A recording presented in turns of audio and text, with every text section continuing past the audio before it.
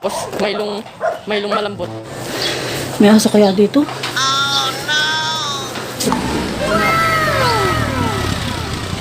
No?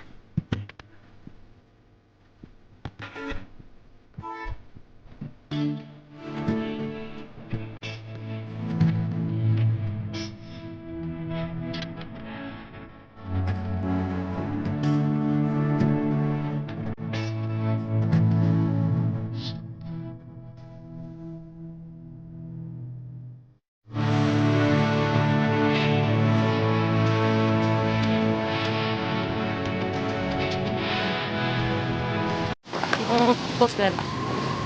Oh, ganda naman ang halaman. Oh. Saan go? Ay. Ay, ganda. Dito naman aso. Tapos maylong malambot. Ganda din na rin. Yun nun. Bibili nga muna tayo ng pandesal. Wow! Ay, wala ka lang. Ano ka mamaya? Sarap. Wow. Ganun mo ba? Pinidyo ano? Go na tayo, ah. Sa bondok.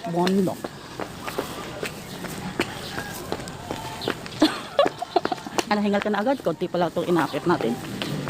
Ah, yabo! Magdasa ka! Malaglag ko, ha? Lakad!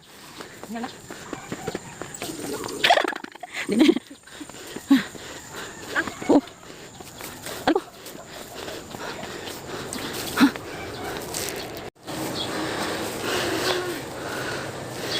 May aso kaya dito?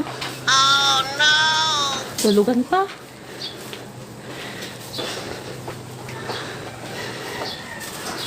Tao po!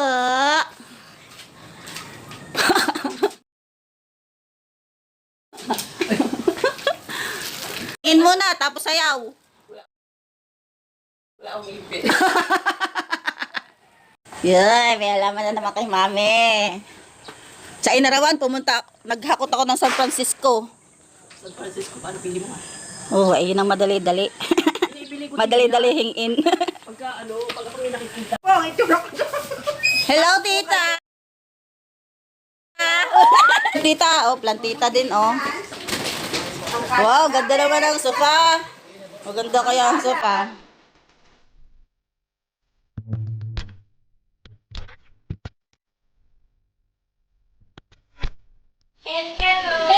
Kailan? Bukas. Pinalalas agad, hindi mo na magtanim. Wow!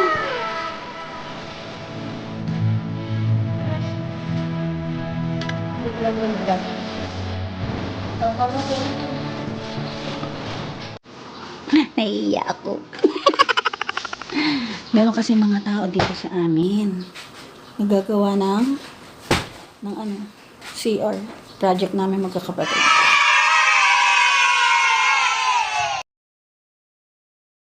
Kasi kailangan na ni daddy at mami ng hawakan sa CR. Kaya, pinabago na namin yung CR para mas matibay yung magiging hawakan nila.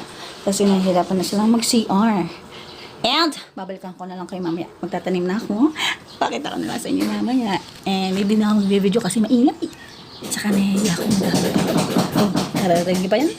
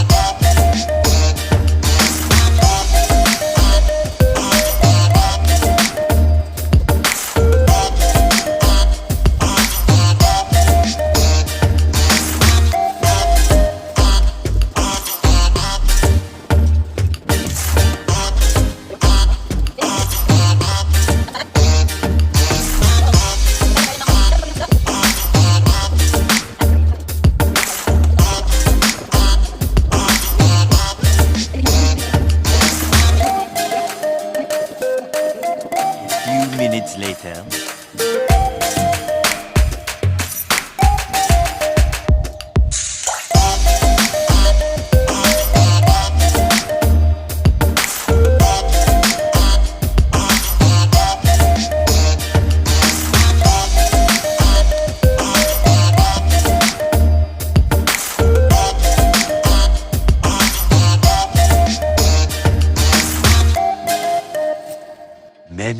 Many minutes later.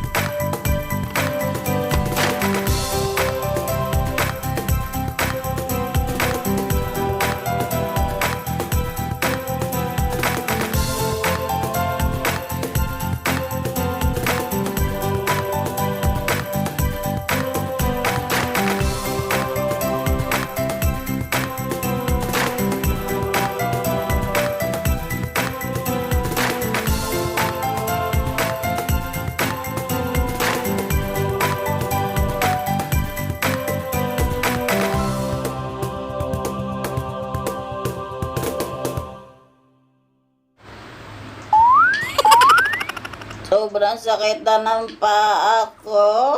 What a busy day. Grabe. Wow, ganda naman ang aking background. Blue. Grabe, ang grabe kong ginawa nga tong araw na to. Una, sumamba. Pagkatapos, pumasyal sa aming relatives. Tapos, nagtanim. After magtanim, nagpahinga lang ako ng konti. Grabe, pagod ko. Nagpahinga lang ako ng konti. Inutusan akong bumili ng gamot ni Daddy.